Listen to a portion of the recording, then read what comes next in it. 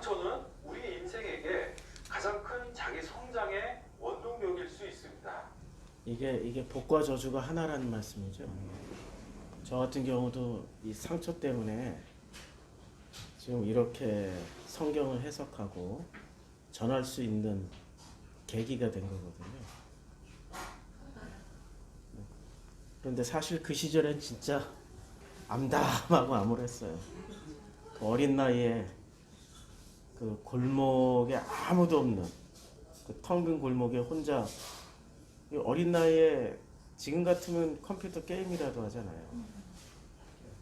근데 뭐 70년, 그때가 69년도 70년도니까 아무것도 할 게 없는 거. 집에 책 한 권 있는 사람도 드물었어요 그때가.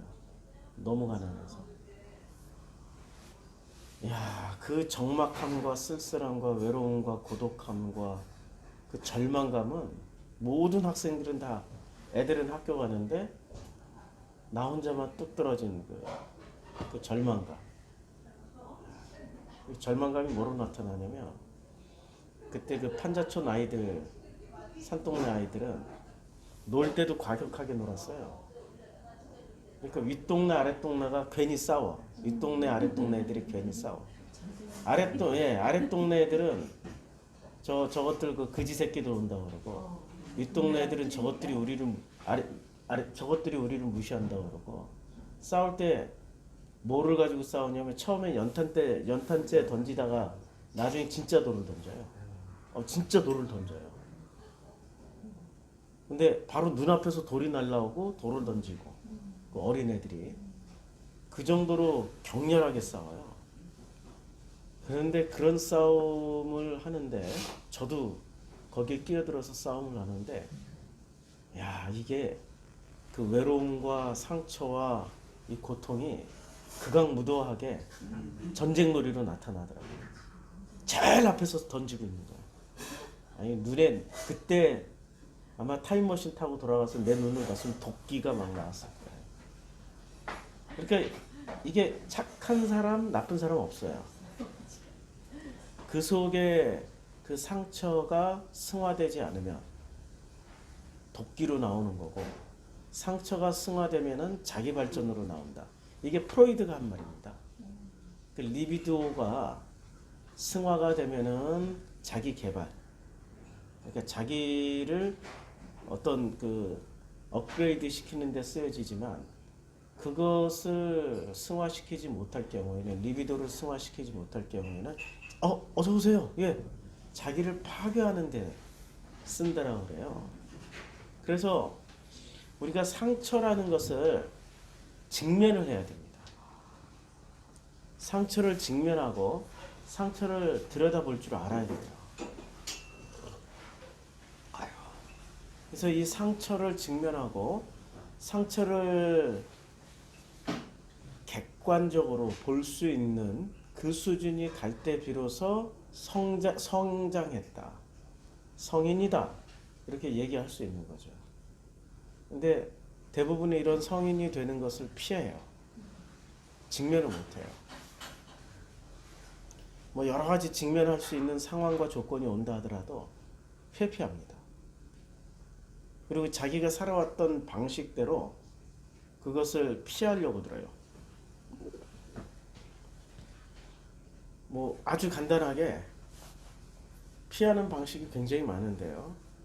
건강 염려증 환자처럼 아프다라는 핑계로 모든 걸 직면 안 하고 피해요. 실제로 아파요, 그 사람들은. 아니 근데 신체 검사, 아니 병원 종합 검진 받아도 멀쩡해. 근데 심리적으로 아픈 거야. 심리적으로 아프니까 몸도 그런 증세가 나와요. 본인은 아프다는데 의사는 괜찮대. 근데 역으로, 거꾸로 건강 염려증 환자처럼 똑같은 질병이 있는데 건강 무시증 환자, 아무리 아파도 괜찮다고 막 강한 모습을 보여주는 거예요. 똑같은 포장지예요. 가면일 뿐이에요. 상처를 직면하지 않고 계속해서 피하려고 하는 사람의 모습입니다. 그래서 한 작가의 가장 중요한 자본은 불행했던 어린 시절이라고 어니스트 헤밍웨이가 참 멋진 말을 했잖아요. 한 작가의 가장 중요한 자본은 불행했던 어린 시절이다. 해밍웨이는 결국에는 무슨 이유에서인지는 몰라도 자살을 했어요. 이렇게 쐈어요. 근데 그렇다고 해서 해밍웨이를 비난하는 기독교인들은 훨씬 더 낫냐? 그렇지 않다는 거예요. 해밍웨이는 자기의 상처를 풀어서 소설로 남기고 갔어요. 해밍웨이는. 근데 기독교인들은 자기의 상처를 풀지도 못한 채 꽁꽁 감추고 건강염려증 환자나 건강무시증 환자처럼 가면을 쓴 채 그냥 가요. 그냥 가세요. 자기의 상처를 객관적으로 풀어서 전 세계인들이 읽힐 수 있는 소설로 남기고 간 해밍웨이가 기독교인보다 100배 나은 거죠. 훨씬 건강한 거예요. 근데 기독교인들은 그것을 직면하지 못하고 감추는 데만 급급하는 거예요. 하나님께 영광을 가린다. 하나님의 영광을 가린다. 그런 이름 아래서. 그것처럼 어리석은 말이 어디 있습니까? 뭐 지가 무슨 하나님께 영광 돌리면 하나님 영광 받아요? 아니 우리 멍멍이가 인간에게 영광을 돌린다고 인간이 그 영광스러워지나요? 절대 그런 일 없어요. 이 다른 종류예요. 하나님과 인간은 종류가 달라요. 그분은 창조주고 우린 피조물이라고. 피조물은 피조물의 자리에서 하나님이 허락하신 만큼 최선을 다해서 하나님이 원하시는 대로 행복하게 살다 가면 돼요. 아니 부모님이 우리 자녀들을 이렇게 바라보면서 야 니네들이 잘 성장해서 나한테 영광을 돌려 라고 하는 부모들은 있어요. 저희 강남에 많아요. 그래서 부모들이 영광을 받기 위해서 꼭 가야 될 학교가 있고 꼭 가야 될 학과가 있어요. 죽기 살기로 공부를 시켜요. 그런 부모가 부모일까요? 야 공부 못해도 돼. 건강하게만 잘 살고 행복하게만 좀 살아. 라고 말하는 부모. 그런 마음으로 자녀를 대하는 부모가 건강한 부모일까요? 하나님은 어떤 부모에 속할까요? 야 네가 꼭 그냥 100만 명 교회의 목회자가 돼가지고 나한테 영광을 돌려야 돼? 이런 하나님일까요? 야 교회 그거 성장 안 해도 돼. 너나 잘 살고 행복하면 돼. 이런 부모일까요? 우리 하나님은. 우리는 하나님에 대해서 잘 모르는 게 좋은 부모를 만나보지 못한 사람들이기 때문에 하나님에 대해서 잘 몰라요. 좋은 부모를 경험했으면 진짜 좋은 부모를 경험했으면은 그런 목사 밑에 있으면 얼른 탈출할 거예요. 어린 시절을 그렇게 잘 보냈다면. 그런데 불행하게도 우리는 그리고 옥내야 그냥 저기 방 따뜻하니까 가서 누워서 이렇게 한숨 자. 너 눈 보니까 좀 자야 될 것 같아. 어제 늦게까지 엄마랑 이렇게 한잔 해주면서 엄마의 하소연 들어주는 고생했다 야. 네, 여기 방이 있으니까 언제든지 네가 편안하게 쉬고 싶을 때 가서 쉬고. 저희 최영희 성도 화장실 2층 화장실 문 좀 열어놔요. 1층하고 2층. 열려 있어요? 2층? 아 다행이다. 아유 수고했어요. 네. 그래서 어제도 급하게 설사 때문에 또 서서히 신호가 온다. 다행히 2층이 열려 있으니까 버틸 수 있어. 지금 가면 3번째입니다. 아침에. 덕분에 드디어 69kg 플랫 딱 찍었어요. 체중이 이 배탈난 사이 말하였습니다.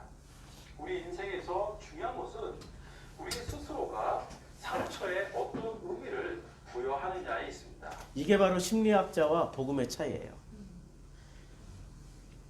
심리학자 이 상담사는 자신의 상처에 어떤 의미를 부여할 수 있도록 여러 가지 제안을 해줘요. 그 중에 자기가 선택합니다. 복음은요, 그걸 자기가 절대로 극복할 수 없다라는 것을 인정하고 들어가는 게 복음이에요. 복음은 그분과 내가 만나면은 그분이 그 모든 내 상처를 이렇게 끌어안으세요. 끌어안고 그 고통과 함께 살아가고 있는, 나와 함께 살아가고 있는 모습을 체험하는 거예요. 이게 복음과 상담의 결정적인 차이점입니다. 이게 무슨 차이가 있을까요? 그냥 자기가 여러 가지 선택지를 줘요. 상담사는 이렇게 이런 거야 설명하면서, 설명을 듣다 보니까 이해가 되고, 이해가 되다 보니까 이걸 선택해서 그래 나는 어렸을 때 그럴 수밖에 없었어. 그래 나는 그렇게 연약한 아이였어. 아이고 위로해. 그래서 김창옥 강사 언제나 팔꿈치 만지게 하죠. 이렇게 만지면 실제로 위로가 된대요. 서로 이렇게 팔꿈치 만지면서 괜찮아. 나 어렸을 때는 그럴 수밖에 없었어. 이것만 해도 굉장한 위로가 돼요. 그런데 문제는 이런 직면이 끊임없이 오는 거예요. 그것을 온전하게 해결하는 방식은 그분을 체험하는 길밖에 없어요. 우리 아버지도 내가 상처받는 그 상처만큼 똑같은 상처를 나로 인해서 받고 계셨구나. 같이 위로하고 같이 위로받고 서로 같이 그 동행하면서 체험해가는, 그야말로 내 친구이자 아버지이자 애인이자 신랑이자 내 형제이자 동생이자 그 모든 모습을 하나님의 모습 안에서 체험하면서 가는 길이에요. 이게 확실히 차이점이에요. 상처가 행복과 성장을 위한 자원이 될지, 아니면 부정적인 삶의 원천이 되어 불행을 언제나 전면시키는 병균으로 자랄지는 거의 전적으로 자기 자신에게 달려 있습니다. 화가는 그림에서 한 지점을 소실적으로 정하고 그것을 중심으로 풍경을 바라보게 만듭니다. 그러면 우리는 풍경 그 자체를 다 조망한 것이 아닌 기준점을 정하고 그것을 중심으로 바라보게 됩니다. 동일한 풍경이라도 어디에다가 기준점을 찍고 바라보는가에 따라 전혀 달라질 수 있습니다. 바로 이 소실점을 우리가 세상을 바라보는 관점이라고 합니다. 상처를 경험하게 되면 우리의 관점은 지나치게 자기 중심적이고 부정적으로 변하거나 좁아지게 됩니다. 불신으로 가득한 눈으로 세상을 바라보고 불안한 세상으로부터 스스로를 보호하고자 왜곡된 관점을 더욱 견고하게 구축하기 시작합니다. 이게 지금 기독교인들의 모습이죠. 직면을 하지 않고요, 가면을 쓰는 거잖아요.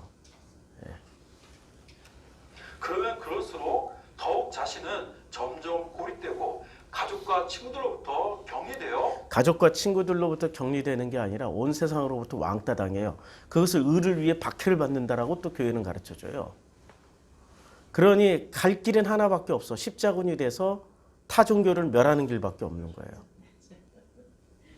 그러니까 종교 안에 들어오면은 이 길로 간다니까요. 불행해져요. 거꾸로 종교 안으로. 복음 안으로 들어가야지 종교 안으로 들어가면 안 돼요. 결국은 혼자가 됩니다. 심리학이 여기에서 도움을 줄 수 있는 부분은 고통의 기억을 없애주거나 끔찍한 부정적인 감정들을 해소해 주는 것이 아닙니다. 바로 상처를 바라보는 관점의 변화를 주는 곳에 있습니다. 이게 심리학의 지금 이제 굉장히 중요한 얘기를 했잖아요. 상처를 바라보는 관점의 변화가, 그러니까 이 상담사하고 끊임없이 상담을 받으면서 자기 관점이 변해야 되는 거예요. 그런데 우리 복음은 예수를 만나면 돼요. 예수를 만나면 예수로 인하여서 아버지를 체험하기 시작하면서, 아버지를 어떻게 체험해요? 성령으로 체험하게 되는 거죠. 체험하기 시작하면서 자기도 모르게 그 체험 가운데 불안이 어떤 믿음으로 바뀌고 그 믿음 가운데서 보이지 않는 것들에 대한 소망이 생기고 그리고 여러 가지 어려운 시험과 환난 전부 다 자기 안에서 나오는 거란 말이에요. 외부로부터 오는 게 아니라고. 다 자기로부터 오는 거예요. 사람이 가난해서 죽는 게 아니라 가난해서 쪽팔려서 죽는 게 아니라 아니 가난해서 너무 가난해서 굶어 죽는 게 아니라 가난해서 쪽팔려서 죽는 거예요. 내가 애인하고 헤어졌다고 불행해서 죽는 게 아니라 애인하고 헤어졌기 때문에 쪽팔려서 죽는 거예요. 여기까지는 관점의 변화예요. 그런데 그 다음에 내가 극복을 했어. 더 큰 괴물이 될 수 있어요. 더 큰 괴물이 될 수 있다고요. 그 다음에는 애인하고 헤어지는 게 하나도 안 쪽팔려. 그러면 어떻게 되겠어요? 카사노바 되겠죠. 더 큰 괴물이 될 수 있다고요. 하나님을 만날 수 있는 기회를 주신 건데 하나님을 만나지 않고 자기 자신을 만나버려요. 위험해요. 이게 심리학과 이게 복음의 분기점입니다. 이분이 지금 기독교인이세요. 기독교인이시고 신학도 하셨고 심리학도 했기 때문에 최대한 그 중간에서 잘 믹스시키려고 노력하시는 분이세요. 자기 인생의 불행과 고통을 가져다준 상처를 바라보는 관점의 변화를 일으킬 수 있는 것은 불행의 의미를 발견함으로써 가능합니다. 다시 말하면 한번 고정된 관점은 잘 변화를 하지 않기에 억지로 바꾸려고 애를 쓰기보다 불행의 의미를 전환시키는 것이 회복의 출발점입니다. 불행에 대한 의미의 전환은 우리에게 상처를 바라보는 새로운 시선을 제공합니다. 상처의 궁극적 도달 지점은 상처를 해결할 것이 아닌 성장하는 것에 있습니다. 본인의 의지와는 상관없이 억지로 상처를 받았지만 그것에 대응하는 과정 속에서 뜻하지 않던 소중한 가치들을 얻을 수 있습니다. 성장. 자, 이게 회복받은 이 성장하고 있는 사람과 성장하지 못한 사람의 제 나름대로 구분법이 있는데 성장하지 못한 사람은 언제나 큰 덩어리를 쫓아다녀요. 큰 목표, 높은 목표, 한꺼번에 해야 되는 큰 덩어리를 쫓아다녀요. 그냥 그래서 로또를 사요. 한 방에 해결하려고 한 방을 터뜨릴 것만 찾아다녀요. 그런데 이게 성장하고 있는 사람은 한 방을 찾는 게 아니라 소소한 것에서 행복을 느껴가면서 소소한 것들을 이루어 나가요. 소소한 것을 이루다 보니까 운까지 겹쳐서 한 방이 터질 수도 있는 거예요. 근데 그 길로 안 가. 상처 있는 사람들은. 소소한 거 다 무시해. 한 방만 노린다고. 아세요? 그래서 한 방을 노리는 사람들은 반드시 한 방을 맞게 돼 있어요. 그걸 사기당한다고 그래요. 사기당한다. 누가 사기당하냐면 꼭 상처 있고와 결핍이 많은 사람들이 사기당해요. 그거 아세요? 소소하게 상처 없이 소소한 데서 행복을 느끼는 사람들은 거의 사기당하는 일이 없어요. 괜히 돈 빌려줬다가 돈 못 받고 돈 받으러 갔다가 또 사기당하고 그 속에 상처가 처리가 되지 않아서 그런 거예요. 직면을 못하는 거야. 뭐든지 직면을 못하는 거야. 다 피해 다니는 거야. 그거는 나이하고 상관없어요.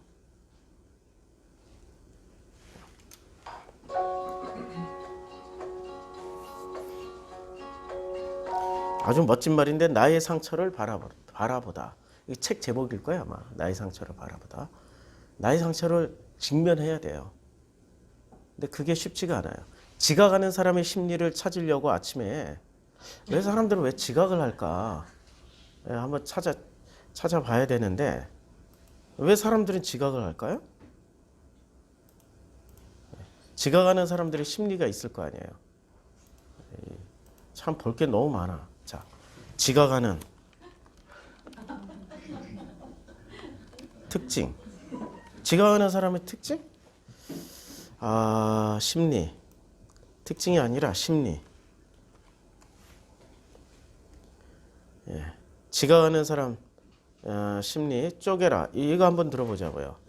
정말 많이 물어보세요. 그러니까 사실은 이 수많은 이야기들은 대부분 저한테 많이 질문을 하시는 것들이죠. 그 중에 대표적인 질문 중에 하나가 왜 지각은 늘 간발의 차이로 이렇게 한 발 차이로 하냐는 거예요. 지각을 대부분 5분 정도 하시더라고요. 40분씩 지각 안 하시잖아요. 그렇죠. 40분 지각하고 뭐 그냥 아예 안 가는 거죠. 이상하게 5분씩 늦어요. 아니 5분씩만 늦어도 다행이야. 예, 5분씩만 늦어도. 네. 저는 그래가지고 예전에 시간을 5분 빨리 가게 시계를 맞춰놨더니 그러니까 그 시계로 10분 늦어요. 5분, 10분씩 늦죠. 근데 또 어떤 분들은 늘 2분 전에 와 있는 분들도 계시고 저도 고등학교 동창 제가 이제 조금 있으면 50대지만 지난 수십 년 동안 고등학교 동창들을 만나면 늦는 놈들은 늘 늦어요. 일찍 오는 친구들 3분, 4분 먼저 오는 친구들 또 3분 꼭 먼저 오고 예전에는 조금 왜 그런 거 있잖아요. 내가 좀 늦게 가야지 자식. 이거 조용필 증후군이라고 하잖아요. 내가 좀 나중에 나간다? 스타는 나중에 나간다. 근데 요즘은 되게 위험하죠. 직장 생활에서도 위험하죠. 일단은 당연히 혼나죠. 불성실해 보이기도 하고. 그리고 더 중요한 건 지각을 하면 남들은 이미 준비가 된 상태, 마음의 준비가 된 상태에서 이야기를 시작하는데 나는 준비가 안 된 상태에서 이야기를 하니까 이게 계속 진도가 떨어지면서 뭐 예를 들자면 회의에 늦었다면 30분, 심지어 30분, 40분이 지났는데도 나는 계속 얘기가 겉돈다는 걸 많이 느끼신다고 그러더라고요. 그러니까 지각은 참 별로 좋은 건 아닙니다. 좋은 건 아닌데 이상하게 그 습관을 못 고친다고 말씀을 하세요. 제가 언제나 잘 안 늦어요. 예, 안 늦고 강의 시간에도 미리 가 있거든요. 몇 번 지각해 보니까 강의가 무슨 내용을 하는지 못 알아듣겠더라고요. 그게 5분 늦은 건데도 5분의 맥락을 놓치니까 아예 강의 시간 전체를 다 놓쳐버려요. 그래서 제가 컴플렉스가 있었잖아요. 학문 컴플렉스, 뭐 학교 컴플렉스가 있어가지고 강의 시간은 완벽하게 알아들어야 돼. 그래서 강의 시간 5분 전에 가서 딱 제일 좋은 자리에 듬성듬성 비어 있으니까 제일 좋은 자리에 딱 앉아가지고 언제나 제일 좋은 자리에서 딱 뚫어지라 쳐다보면서 공부를 했어요. 그 후로는 놓치는 적이 없어요. 저도 그런 경우가 되게 많습니다. 자, 그런데요. 지각에 늘 한 발 차이다라고 말씀을 하시지만 실제로 이 지각을 왜 이렇게 내가 조금씩 할까요? 라는 그 얘기의 대답을 저희가 드리기 위해선 인간이 가지고 있는 굉장히 중요한 속성 하나를 우리가 이해 못했고 저희 인지심리학자들도 예전까지 이해를 못했다는 걸 우리가 한번 생각을 해봐야 됩니다. 결론부터 먼저 말씀을 드릴게요. 인간은요 멀티태스킹 절대 못합니다. 인간은 멀티태스킹 못해요. 멀티태스킹이 뭔가요? 동시에 여러 가지를 하는 거죠. 여러 가지를 하는 겁니다. 그런데 인간은 동시에 여러 가지를 할 수 있다라고 착각할 뿐 인간은 동시에 여러 가지를 절대 못합니다. 자, 보여드릴게요. 지금 이 순간에도 멀티태스킹 하시는 분이 계셔요. 하지 못하는다는데 하고 있어. 이게 둘 중에 하나를 포기하고 하는 거야. 딴 사람 얘기가 아니에요. 멀티태스킹을 왜 못하는지. 자, 제가 지금부터 사진을 한 장 보여드릴 텐데 이 사진은 사실은 한 장면이지만 두 개의 약간씩 다른 어디 한 군데가 달라요. 두 장의 약간 다른 그림이 번갈아 제시가 되는 겁니다. 자, 어디가 다른지를 발견을 하시면 저한테 그냥 조용히 손만 들어주세요. 벌써부터 부정행위를 하시면 안 됩니다.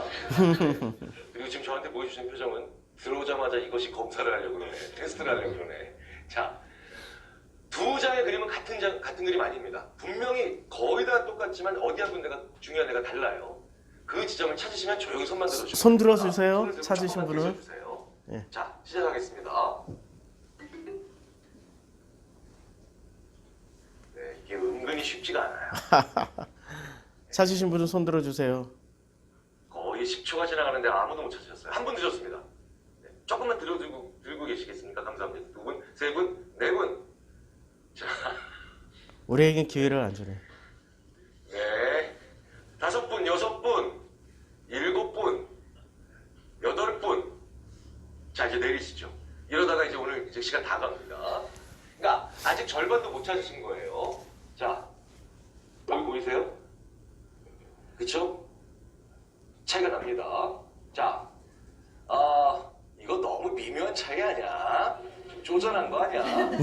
이렇게 생각하실 것 같아서 훨씬 더 큰 차이를 보여드리겠습니다. 2억에서 차이를 못 찾는다는 건 말도 안 됩니다. 이런 식으로 부담감을 팍팍 안겨드리고 난 다음에 자, 두 번째 그림을 한번 보도록 하겠습니다. 자, 시작하겠습니다. 야, 이건 정말 큰 차이다. 이걸 어떻게 발견을 못할까? 지금 저한테 보여주시는 표정은 좀 조용히 해라. 한 분, 두 분, 세 분, 네 분, 5분, 6분, 7분, 8분, 9분, 10분. 이거 그냥 드시는 거 아니죠? 네. 자, 그럼 내리시고요. 나 아직도 못 찾겠다. 아이고 우리 두 분 들으셨네. 계시죠? 네. 자, 여기 있어요. 이거 굉장히 큰 차이죠. 굉장히 큰 차이입니다. 자, 이 그림과 바로 전 장면에서 보였던 이 그림에서 이 사진 두 개를 동시에 놓고 찾으라 그러면 1초도 안 되겠죠. 근데 이걸 옆으로 싹 놓고 비교하는 게 아니라 번갈아 보니까 첫 번째 일이 두 번째 일과 혼동되는 거예요. 다르다는 걸 머리는 알고 있지만 야, 같은 거 같은데? 차이를 모르겠어. 첫 번째 하던 일들이 벌써 두 번째 하는 일들을 방해하는 겁니다. 어느 지점을 찾는지를. 자, 그래서요.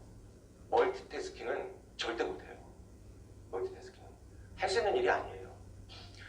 우리 인간은 멀티태스킹을 절대 못한다. 멀티태스킹은 악마라고 표현합니다. 저희 인지심리학자는 심지어. 껌을 씹으면서 단어를 외우시잖아요. 그러면 껌을 안 씹을 때 단어를 일반적인 상황에서 단어를 외우실 때보다 단기력이 20% 정도 떨어져요.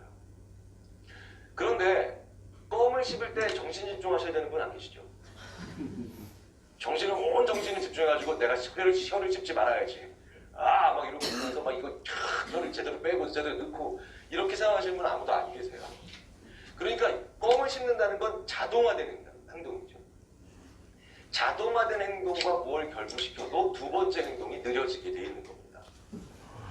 그리고 그게 수준이 떨어지게 돼 있다는 거죠. 이런 연구 되게 많습니다. 왜 우리 핸즈프리 사용해서 블루투스나 이런 거 사용해서 왜냐하면 휴대전화를 들고 운전을 하면 이제 단속되잖아요. 그래서 우리는 핸즈프리나 블루투스를 이렇게 딱 끼고 그러면서 통화를 하면서 운전을 해요. 이것도 조심하셔야 돼요. 핸즈프리를 사용해서 대화를 하시면서 운전을 하시면요. 사고율이 의외로 평균적인 경우보다 정상적인 상황보다 의외로 거의 심지어 연구에 따라서는 음주운전 수준으로 높아진다는 것들이 굉장히 많습니다. 이게 다 사소한 멀티태스킹인데도 못한다는 거죠, 인간이. 사소한 멀티태스킹. 그래서요, 의외로 미국에서는 실제로 이런 경우도 있습니다. 너무 재미있는 라디오쇼 프로그램 있잖아요. 라디오 프로그램이 오후 2시부터 4시에 방송됩니다. 원래 대부분의 나라에서 출퇴근 시간에 사고율이 집중되잖아요. 그러니까 뭐 8시 전후, 오전 8시 전후, 그 다음에 오후 5시에서 6시 전후. 물론 우리나라에서는 퇴근 시간이 훨씬 길기 때문에 더 길게 뭐 이게 나올 수도 있겠지만 미국에서 실제로요. 어떤 유명한 그 코미디언이 라디오 프로그램, 개그 프로그램 재밌겠죠? 그걸 진행하면서 오후 2시부터 4시부터까지 이 프로그램을 진행했는데 이때 바로 그 주에서 교통사고율이 급증한 적도 있었어요. 프로그램이 정확히 시작한다는 거예요. 근데 주 정부에서 그 이유를 모르는 거예요. 아니 도대체 어떻게 2시부터 4시 사이에 갑자기 사고율이 이렇게 급증하는 거야. 몇백만 불을 써서 조사를 했는데도 시스템, 교통공학 시스템 다 동원해가지고 전문가들 그 이유를 못 찾았어요. 근데 어느 날 갑자기 뭡니까? 그 사고율이 싹 사라졌어요. 도대체 어떤 일이지? 뭐 서프라이즈에 나가야 되는 일인가? 이러고 있었는데 그 기간이 정확히 그 코미디언이 2시부터 4시까지 하는 그 재밌는 라디오 프로그램 사람들의 재밌는 이야기를 얘기 들려주고 또 심지어는 대화하는 그런 거를 들려주는 그 프로그램이 시작한 날과 그 다음에 그 프로그램에서 그 코미디언이 몸이 아파서 하차한 날과 일치합니다. 멀티태스킹이라는 거죠. 이것도. 그러니까 사람들이 뭡니까? 그 재밌는 얘기를 듣다가 전부 다 들이받은 거예요. 네. 우리나라 아마도 2시부터 4시 사이에 하는 굉장히 재밌는 프로그램이 하나 있습니다. 그렇죠. 폐지해야 됩니다. 강력히 건의합니다. 자, 왜 멀티태스킹을 못하느냐 이렇게. 자, 보십시오. 화면 왼편에서요. 빨간 사각형 한번 찾아보세요. 화면 왼편에서. 너무 쉽죠? 화면 오른편에서 빨간 사각형 찾아보십시오. 그것도 너무 쉽죠? 실제로 학생들한테 이 너무나도 쉬워 보여서 좀 장난스러운 이 실험을 해보면 이 왼쪽에서 빨간 사각형을 찾는 시간과 오른쪽에서 빨간 사각형을 찾는 시간에 차이가 안 납니다. 자, 차이가 안 난다는 건 뭐냐면 왼쪽에는 회방꾼이 3개죠. 방해해야 하는 게. 그러니까 이걸 찾으면 안 되니까. 오른쪽에는 훨씬 더 많잖아요. 차이가 안 난다는 건 뭐냐면 회방꾼, 방해하는 옆에 자극이 많아져도 영향을 안 받는다는 거죠. 내가 하는 일에. 자, 그런데 두 번째 장면에서는 조금 문제가 달라집니다. 자, 여기서 빨간 사각형을 찾아라. 그럼 학생들이 하고 찾는데 이것도 그렇게 어렵진 않아 해요. 근데 자, 저 오른쪽 화면에서 여기서 빨간 사각형을 찾아라. 이런 학생들이 한 2초 정도 더 시간을 씁니다. 요거. 둘 다 짧은 시간이지만 어쨌든 거의 2배 이상 늘어나요. 1초라면 2초라는 거예요. 자, 근데 이 사소한 차이가 재밌는 얘기를 해주죠. 왜 여기서는 회방꾼의 수가 많아졌고 방해자의 수가 많아짐에 따라서 더 찾는 시간이 증가했냐는 거예요. 이 전 장면에서는 빨간 사각형을 찾으라고 제가 얘기를 했지만 사실은 빨간 녀석만 찾으면 되죠. 빨간 녀석만. 자, 그런데 여기에서는 빨간 녀석만 찾으면 안 됩니다. 빨갛다 그리고 사각형. 그러니까 AND가 하나 들어가는 거예요. 내가 동시에 생각해야 되는 AND가 하나 들어가는 겁니다. 슬슬 멀티태스킹으로 가고 있죠. AND가 이렇게 하나만 돼도 벌써 2배 늘어납니다. 자, 그런데 이 AND가 3개쯤 되면 인간으로서 할 수 없는 일이 돼요. 그게 바로 원리를 찾아라예요. 자, 남자다 AND, 모자 썼다 AND, 안경 썼다. 자, AND가 3개만 돼도 인간은 할 수 없는 일이 됩니다. 이게 무슨 얘기입니까? 멀티태스킹 못한다는 거예요. AND가 3가지가 되고 다음 행동이 길어지고 그렇기 때문에 내가 예상한 것보다 항상 더 미뤄지고 늦어지게 돼 있다는 겁니다. 우리가 어떤 장면의 회의나 어떤 약속에 지각하고 있다는 건요. 내가 그 전에 멀티태스킹을 하면서 내가 스스로 나의 시간 계획을 엉망으로 만들겠다는 거예요. 그런데 멀티태스킹 하니까 더 좋은 상황, 그러니까 오히려 멀티태스킹을 부추기는 마음이 있겠죠. 집들이를 준비하는데 새댁의 집들이를 준비하는데 오늘 5시까지 내가 집들이 준비를 마쳐야 되겠다. 이러면 항상 제때의 준비를 못 마칩니다. 왜? 5시까지 집들이 준비를 마친다라고 생각을 하면 갑자기 이런 일들이 벌어져요. 제목이 1개예요. 내가 5시까지 지금 부여한 제목이 1개라서 갑자기 빨래하다가 청소하다가 요리도 했다가 다시 또 빨래감 받다가 청소 받다가 요리하다가 막 허둥지둥 우왕좌왕하다가 갑자기 오후 3시쯤 되니까 마음은 더 급해져서 이번엔 동시에 더 여러 가지를 하려고 합니다. 그러다가 이제 엉망진창 돼서 다 된 일이 아무것도 없어지죠. 근데 재밌는 건요. 오전 9시에 일어나서 오늘 오후 5시까지 만약에 내가 집들이 준비를 해야 되겠다 마쳐야 되겠다 생각하는 주부가 거기서 끝내지 않고 잠시 5분만이라도 빨리 집들이 준비를 시작하는 게 아니라 오히려 5분 동안 가만히 앉아서 종이 한 장을 꺼내와서요. 식탁 위에 올려놓고 그러면 5시까지 집들이 준비를 마치기 위해서 도대체 어떤 일들을 다 해야 되는 거지라고 적어보기 시작해요. 그럼 의외로 가짓수가 많다는 걸 알게 됩니다. 뭐를 해야 되고 어디다 전화를 해서 주문을 하고 또 어떤 걸 치우고 이런 것들을 쭉 적어내죠. 그러면 필연적으로 뭐가 생기나요? 순서가 생겨요. 그리고 순서가 생기면서 12가지의 일을 적었는데 만약에 4가지를 오전 11시까지 했다. 그러면 내가 아직 8개가 남은 걸 알게 됩니다. 그러니까 5시 아직 시간 많이 남았네 라는 생각을 줄일 수가 있어요. 그러면서 나는 5시까지 집들이 준비를 끝냈다 안 끝냈다가 아니라 나는 계속 시간이 지나가면서 5시까지 집들이 준비를 20% 완료했다, 40% 완료했다, 60% 완료했다라는 마음의 눈금이 정교해져요. 그게 바로 지각을 하는 이유이기도 하고 지각을 안 할 수 있는 이유이기도 합니다. 우리가 아무리 무엇을 어떤 시간까지 제대로 하지 못한다라고 하는 생각이 들 때는 대부분 이건 계획 오류예요. 그리고 계획 오류가 생기는 이유는 계획이 한 개밖에 없습니다. 그러니까 계획 오류를 막는 방법은 뭡니까? 그 계획을 쪼개는 거예요. 다시 5개로. 그럼 그 5개를 다시 또 하나씩 2개로 다시 나눠서 10개로. 이런 식으로 하면 내 마음의 눈금이 정교해지기 때문에 나는 진행 상황을 알게 됩니다.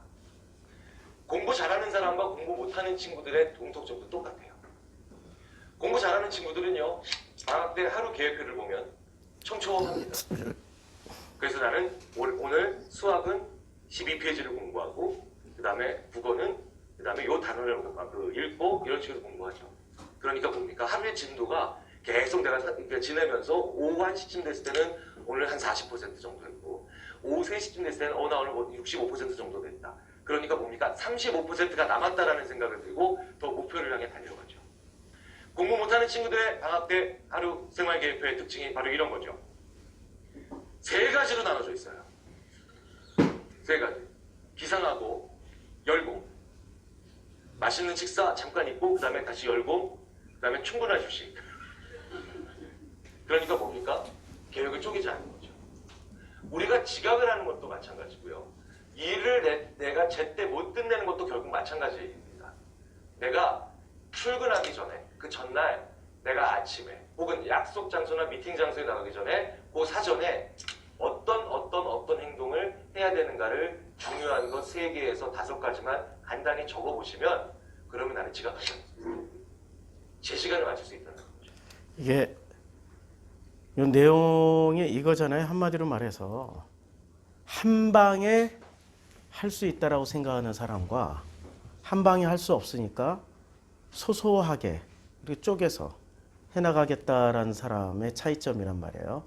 지각을 하는 사람들은 한 방에 자기 할 수 있다라고 생각하는 거예요.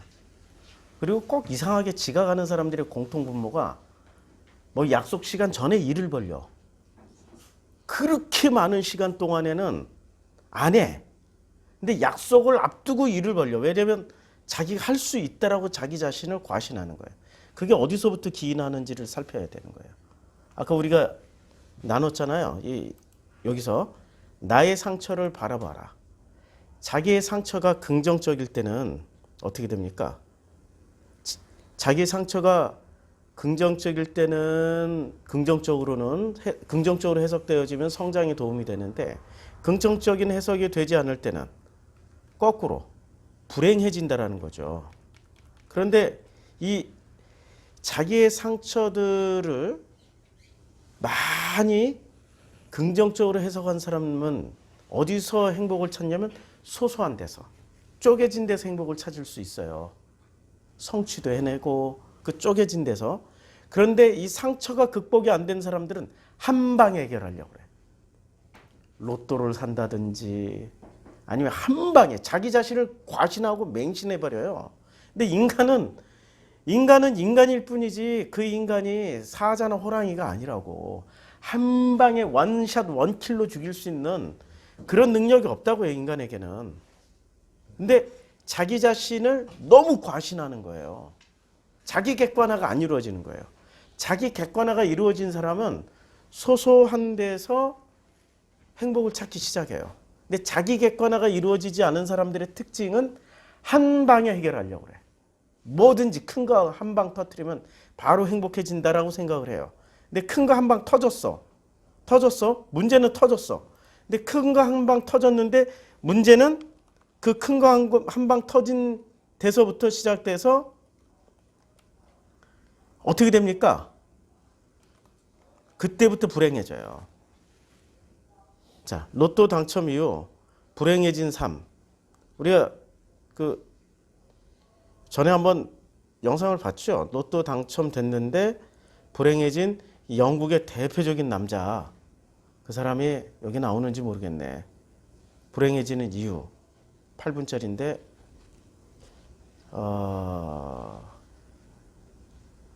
세상에서 가장 불행했던 볼까요?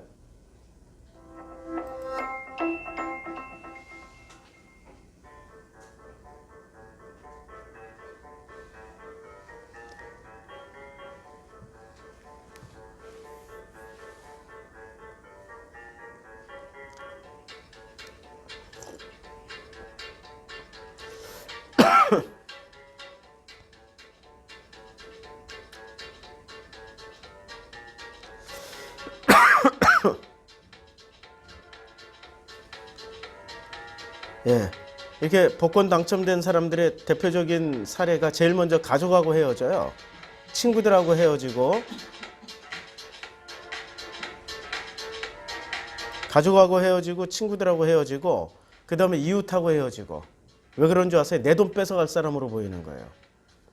그래서 자,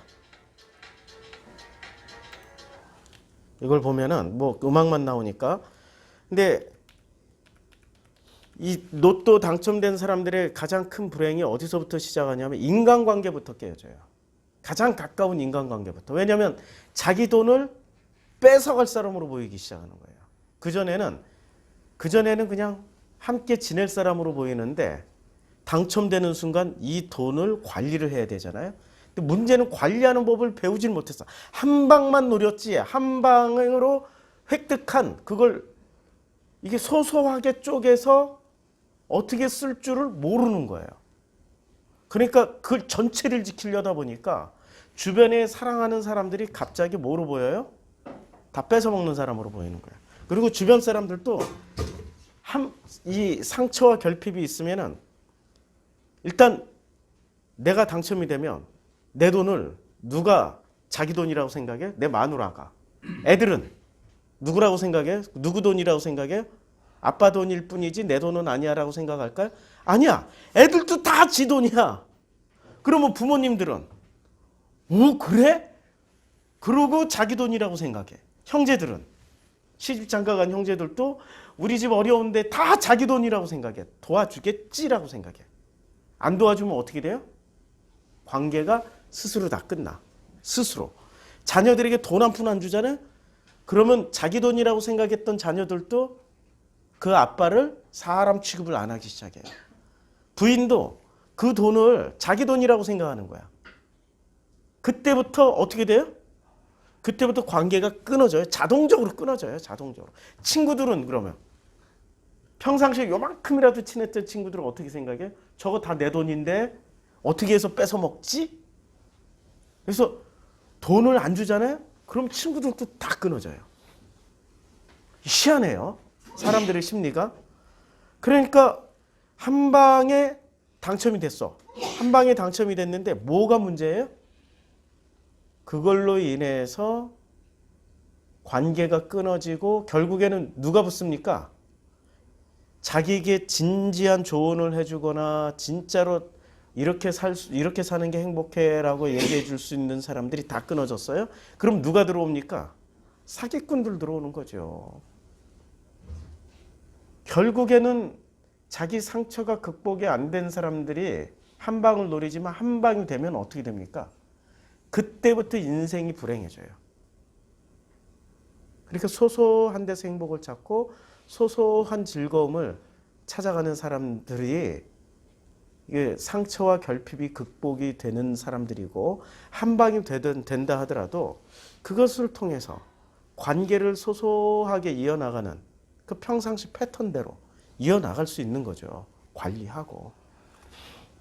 자, 이거는 뭐 복권은 우리가 지난번에 한번 다뤘기 때문에 더 이상 안 보고 자, 계속 상처가 우리에게 미치는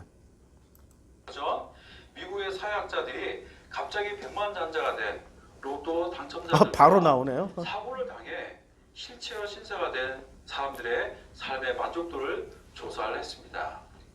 백만장자의 갑작스러운 해고는 행복한 삶을 보상해 주지는 않았습니다. 척추마비도 삶의 만족도에 그다지 영향을 주지 못했습니다. 연구 결과에 의하면 삶의 만족에 영향을 주는 것은 물리적인 환경이 아니라 삶에 대해 어떤 관점을 갖고 있는가였습니다. 어떤 사건이나 문제 행동에 대하여 새로운 의미를 부여하게 되면 문제에 대한 개인의 관점뿐 아니라 가족 전체의 견해도 변화가 됩니다. 의미의 전환을 통해 내면의 판단 기준과 사고의 틀을 바꾸는 것인데요. 부정적인 측면이 아닌 긍정적 측면을 보고 그리고 느끼고 생각하고 행동함으로써 스스로 문제를 해결하는 효과적인 치유 과정이 될 수 있습니다. 지난해 크리스마스에 저희 집은 가족 모임을 갖기로 했는데요. 제가 직접 식당을 인터넷으로 알아보고 진짜 맛집인지 확인하기 위해서 직접 가서 식사를 주문도 해보고 예약과 취소를 여러 번 반복하며 겨우 한 식당을 예약을 하였습니다. 이 과정에서 저는 지친 마음에 아내에게 도대체 나는 식당 하나 예약하는 것도 왜 이렇게 힘들지? 라고 자주 섞인 그런 질문을 던져보았습니다. 그러자 아내는 그것은 당신이 가족들에게 정말로 잘해주고 싶어서 그렇게 애쓴 거 아니야? 라고 대답을 해주었습니다. 사실 그랬습니다. 식당을 간단하게 예약하지 못하고 결정하지 못한 것은 잘 대접하고 싶은 저의 간절한 바람 때문이었습니다. 맞아. 내가 무엇 하나 제대로 결정 못하는 우유부단한 성격이보단 내가 정말로 가족들에게 잘하려고 했다라고 하는 의미를 전환하는 순간 마음이 따뜻해지고 편안해지는 것을 느낄 수 있었습니다. 여러분들도 관점을 바꾸어 가족을 향한 따뜻한 마음을 느낄 수 있길 바랍니다. 감사합니다. 이렇게 상처가 있으면은 결국엔 그 상처가 극복이 안 되고 승화가 안 되고 상처를 그대로 남긴 채 가면만 두꺼워지면 사람들은 어떤 행운이 찾아온다 하더라도 그 행운을 복으로 전환하지 못하고 불행으로 써버려요. 로또 당첨자들처럼. 주변에 우리 그런 친구들 많이 보잖아요. 가족 친척들이나 인맥을 통해 가지고 좋은 직장에 취직을 했어요. 누구나가 부러워하는 그런 좋은 직장에 취직을 했어요. 그런데 그 친구는 좋은 직장에 가는 순간 행복해져야 되는데 그때부터 그 친구의 불행이 시작돼요. 그런 사람이 많잖아요. 그 생활을 영유하지 못하는 거야. 인간관계도 힘들어지고 그 인간관계 속에서 결국엔 대한민국에서 직장 생활이라는 거는 일 잘한다, 일 못한다가 아니고 인간관계 잘한다, 못한다가 그 직장 생활의 성공 여부를 가르잖아요. 미국은 좀 다르겠죠. 서구 사회는 일 잘하면 좋은 직장이냐, 일 못하면은 잘려. 근데 한국 사회는 그렇지 않다고. 이 동양인의 사회에서는 일 잘한다, 일 못한다가 기준이 아니라 뭐가 기준이에요? 인간관계 잘한다, 인간관계 못한다로 다 판가름이 나는 거예요. 일 좀 못해도 돼. 그런데 사람이 참 괜찮아. 이러면 끝나는 거야. 그런데 이 찌질하게 살던 놈을 어떻게 하다가 이렇게 좋은 직장에 붙여놨는데 얘가 왜 찌질하냐? 얘 히치코모리야. 방송에서 안 나와. 지 상처와 결핍 때문에. 그런 놈을 갑자기 인간관계 네트워크라는 어떤 조직사에다 딱 집어넣었으니 이게 적응할 수 있겠어요? 본인도 불행해지고 가족도 힘들어지는 거죠. 그리고 그 자리에 가족들의 누군가가 뇌물로 해서 해줬는데 누군가가 와서 그 부모들한테 그러는 거야. 사람 추천 잘못했더니 나도 이렇게 힘들다고. 서로 힘들어지는 거죠. 우리는 이 상처와 결핍이 자기 자신의 삶을 만들어가는데 중요한 역할을 하는 걸 우리는 직면을 해야 된다고요. 이게 복이냐 저주냐가 내 마음 안에서 다 결정나요.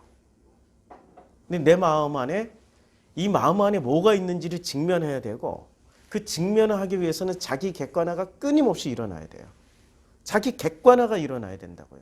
근데 자기 객관화가 안 이루어진 사람들은 모든 책임이 너한테 있는 거야. 나한테는 없어. 신기하게. 그리고 뭐든지 한 방에 할 수 있다라고 생각을 해. 어린 나이면 괜찮은데 나이 40, 50, 60이 됐는데도 아직도 한 방을 꿈꾸고 있다. 그러면 50, 60 됐는데도 아직도 한 방을 꿈꾸고 있는 그냥 스케줄은 엄청 대단해. 요새 재혼 많이 하잖아요. 재혼하는데 어떤 남자를 만나면 막 옷 잘 입고 나와가지고 엄청 막 여자한테 자기 사업 스케줄을 막 얘기하는 거야. 자기 또 한 방에 하겠다고 막 이런 그런 남자 있으면 잘 듣고 도망가세요. 아무것도 치유가 안 되는 거예요. 소소한 내 가정 생활에, 내 교회 생활에, 내 이웃 간에 소소한 어떤 디테일들이 살아있는 사람들. 그게 많이 승화된 모습으로 드러난 어떤 모습이기 때문에 품으셔야 돼요. 우리가 참 배우자를 선택하는 법, 우리 웅내가 왔기 때문에 요거 하나 보고 이제 마치죠. 배우자를 선택하는 법. 어떻게 해야 배우자를 잘 선택할 수 있을까? 트라우마 가족 치료용입니다. 그런데 배우자를 선택하는 데 있어 일정한 법칙이 존재하고 있다는 것을 알고 그게 귀향증후군이라고 그래요. 바로 귀향증후군이라는 법칙입니다.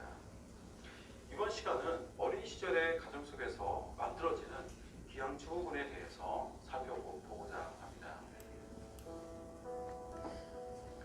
한국에서 이혼하는 가정의 50%는 잘못된 배우자의 선택이 중요 원인으로 꼽습니다. 그만큼 결혼 생활에서 제일 중요한 것은요, 바로 배우자의 선택입니다.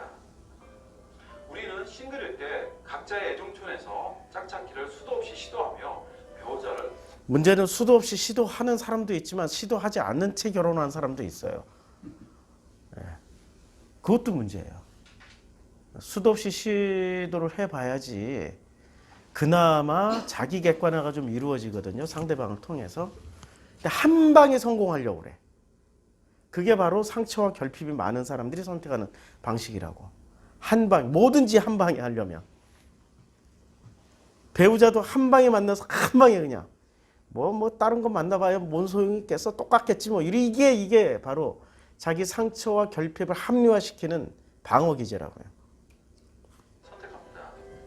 처음 만난 두 남녀가 이야기를 하다가 두 사람이 자라온 배경이 너무 비슷하다는 것을 알게 된 순간, 알고 보니 가까운 중고등학교를 다녔고 비슷한 습관 뭐 이런 등등 두 남녀 마음속에 어디 있다 이제 나타난 거야 라며 순간 두 사람의 마음에는 서로에 대한 호감이 급상승합니다. 귀향증후군 잘 기억해 두세요. 귀향증후군. 심리학적으로는 두 사람이 서로에게 강한 호감을 갖게 된 것은 사실 상대방 자체에 대한 호감이기보다는요, 자기 자신의 모습을 상대에게서 보았기 때문입니다. 그래서 프로이트는 사랑의 본질은 나르시시즘, 바로 자기애라고 표현. 그러니까 신기하게요. 이게 EBS의 다큐멘터리에서 테스트를 했어요. 그러니까 남녀 여러 명을 놔두고 각자의 사진을, 각자의 얼굴을 합성해서, 그러니까 남자는 여자 얼굴로 합성하고 여자는 남자 얼굴로 합성해서 놔둬요. 그리고 다른 사람의 사진을 여러 개 놔둬요. 그런데 10중 8구 거의 95% 이상을 어떤 사진을 선택할까요? 자기 얼굴 선택해요. 호감형으로 자기 닮은 사람을 선택해요. 이게 인간의, 이게 EBS에 나오는데, 아이고 하나 없었다. 인간의 두 얼굴 이게 EBS 상황의 힘 두 얼굴 여기서 나옵니다. 쭉 다큐 프라임에서 나오는데, 자 나중에 보시고, 결국에는 사람은 자기 닮은 사람을 선택해요. 신기하게. 합니다. 상대에게서 자신의 익숙한 모습을 발견하게 되면 우리는 편안해지고 그리고 이끌리게 되는데, 바로 바로 사랑의 법칙의 일반적인 모습입니다. 우리는 배우자를 선택할 때 그냥 외형적인 모습에만 이끌린 것이 아닙니다. 그 사람의 능력, 외모, 성격, 학벌, 집안 배경, 종교 등등 여러 가지를 판단한 것으로 보이지만 밖으로 드러나는 나의 부분보다 더 중요한 것이 있습니다. 우리는 무의식적으로 어린 시절에 경험한 내 가족의 모습을 재현해줄 사람에게 강하게 끌립니다.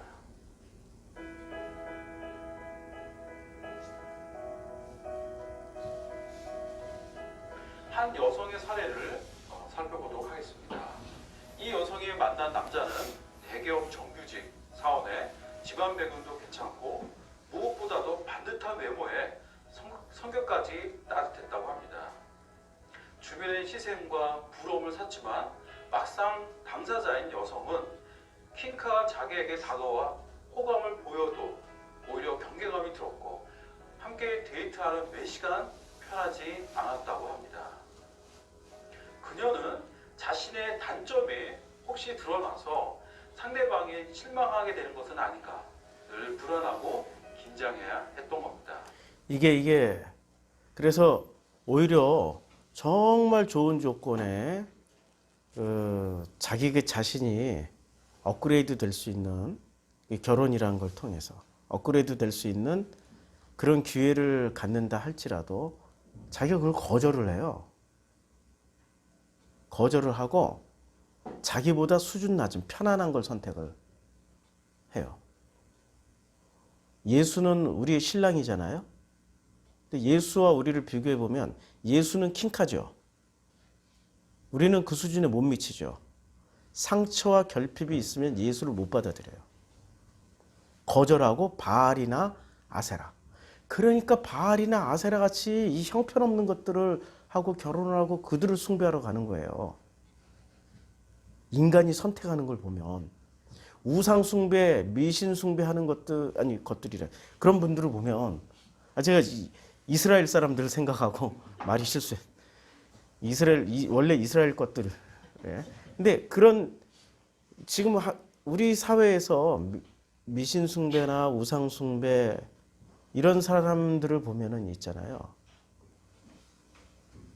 그 학력이나 사는 수준이 아니라 그 사람들의 마음 상태를 들여다보면 결핍과 상처가 엄청 많은 거예요. 역으로 그걸 하시는 분들을 보시자고. 운명 사업을 하시는 분들. 무당을 보라고요. 무당의 그 마음의 상처가 얼마나 많은지 아시죠? 대한민국의 대표 한은 다 끌어다 안고 사는 사람들이 그분들이시라고요. 그러니까 우리는 정말 멋진 남자, 멋진 여성이 나타난다 하더라도 그걸 선택을 못 해요. 왜냐하면 자기 객관화가 안 돼 있고 엉터리 자기 객관화가 자기를 지배하고 있으니까 그런 거죠. 여성이 가진 불안과 긴장은 자연히 남자에게 전달되기 마련이죠. 남자는 여자의 그 경직된 태도 그리고 친밀해지기 어렵게 만드는 여러 방어적인 그런 모습을 보면서 그것이 자기에게 별로 호감과 신뢰가 없기 때문이라고 생각을 하고 점차 멀어져 갔습니다. 자, 떠나가는 남자를 보고 여성은 아쉬움도 있었지만 한편으로는 오히려 다행이라고 하는 생각도 들었습니다. 좋은 사람이라는 것은 너무나 잘 알지만 함께 있을 때 늘 긴장되고요. 무엇보다도 마음이 편하지 않았기 때문입니다. 얼마 후 이 여성에게 또 다른 남자가 다가왔습니다. 이번에는 외모나 성격, 능력 모두 대단히 함량 미달인 남자였죠. 주변에 많은 반대에도 불구하고 여성의 반응은 킹카를 만날 때와 사뭇 달랐습니다. 새 남자는 거친 매너와 그리고 앞날도 막막한 사람이지만 왠지 낯설지 않고요. 함께 있을 때면 예전에 사귀었던 남자와 달리 긴장을 하지 않아도 되었던 것입니다. 남자가 가진 그 익숙함과 편안함에 이끌려 그녀는 어느새 결혼을 향해 가고 있었죠. 그 이유는 그녀는 우리 집 집에 있는 남자들과 비슷한 느낌이었어요. 라고 대답을 했습니다. 사실 그녀의 가정은요, 가정폭력을 행사하던 아버지와 알코올 중독자인 오빠가 있는 그런 집안에서 자랐습니다. 새롭게 만난 남자가 주는 편안함은 그녀의 무의식 속에 자리 잡은 아빠와 오빠의 익숙한 모습. 왜 익숙한 모습을 왜 선택하냐면 자기가 그것을 충분히 처리할 수 있다고 믿은 거예요. 어렸을 때부터 아버지의 폭력과 오빠의 알코올 중독을 대해왔기 때문에 자기 방식대로 처리하고 살아왔던 거예요. 그 폭력 상황에서는 도망가면 되고 아니면 알코올 중독이 있으면 잔소리하면 되고 자기 방식의 메커니즘을 가지고 분명히 이 남자도 가능할 것이다 라고 생각했는데 그건 아버지와 오빠의 관계지 남편과 아내의 관계가 아니란 말이에요. 전혀 다른 상황으로 들어가는 건데 이걸 몰랐던 거야. 바로 그 모습이었던 겁니다. 우리는 익숙하고 친숙한 것에 편안해하고 그리고 이끌립니다. 어린 시절 가정에서의 경험만큼 익숙한 것은 없기 때문입니다. 그래서 배우자를 선택할 때에도 자신이 인식하든 또 인식을 하지 못하든 간에 상대방을 통해 어린 시절에 경험한 그 가정의 모습이 재현되기를 바라게 됩니다. 이것이 귀향증후군이라고 부릅니다. 어린 시절 자, 귀향증후군이 뭔지 아셨죠?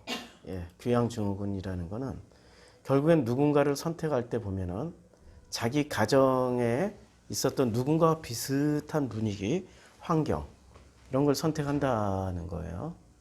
예. 결국에는 인간의 50%는 이렇게 선택할 수밖에 없는 통계가 나왔어요. 50%는. 예. 일단 쉬었다가 이제 신명기